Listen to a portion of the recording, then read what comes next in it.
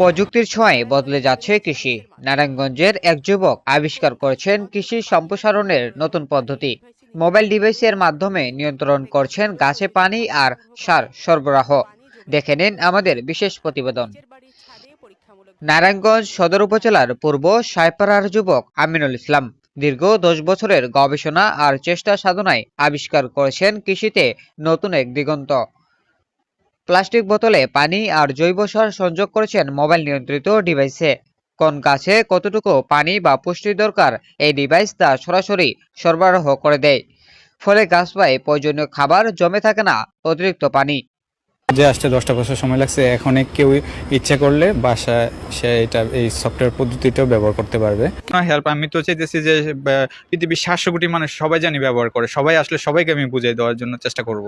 কারণ এই টেকনোলজিটা আমার মধ্যে না রেখে যাতে সারা বাংলাদেশের মানুষে যাতে এটা ব্যবহার করতে পারে, সেই দিকে আমি সবথেকে বেশি সচেতন।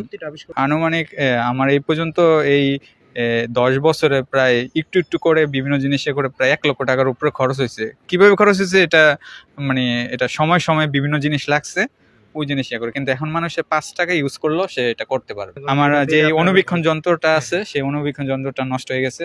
এটা যদি কেউ দিত তাহলে গবেষণাটা আরো বড় বড় বিষয়ের উপরে গবেষণা করে আর অনেক কিছু করার সামর্থ্য ছিল। এই পুরো চিন্তাটা আসলো যে আমরা অনেক সময় দেখা গেছে যে বাসা থাকি না, তখন আপনি চলে গেলেন 1 মাসের জন্য অন্য জায়গায়, বা 15 দিনের জন্য, 10 দিনের জন্য, 5 দিনের জন্য, 1 দিনের জন্য, তাহলে তো আপনার এই গাছে তো ফল আসবে না।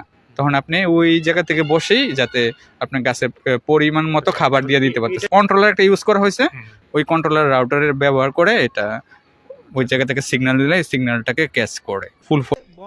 নিজের বাড়ির ছাদে পরীক্ষামূলকভাবে শুরু করা এই উদ্যোগ এখন তাকে দিয়েছে সফলতা। লেবু, কাঁচামরিচ সহ বিভিন্ন সবজি উৎপাদন করে খুশি পরিবার ও স্থানীয়রা। আমি প্রায়ই দেখি ঘরে দরজা একটু বন্ধ থাকে, তো একটু খুলে দেখি কি করতেছে, যে রিসার্চের মধ্যে আছে। সারাক্ষণ এটা না সেটা রিসার্চ করতেছে। এই যে যন্ত্রপাতিগুলি যেগুলি উদ্বোধন করছে, যে পানিটা বা খাবারটা দেওয়ার জন্য যেটা করছে, এটা তো অনেক অনেক টেকনোলজি। কৃষিকাজে এমন আধুনিকতার ছোঁয়ায় বদলে যাচ্ছে আমিনুলের ভাগ্য। অল্প জায়গায় বেশি ফলন পেয়ে উচ্ছ্বাস প্রকাশ করেছেন তার স্বজনরা।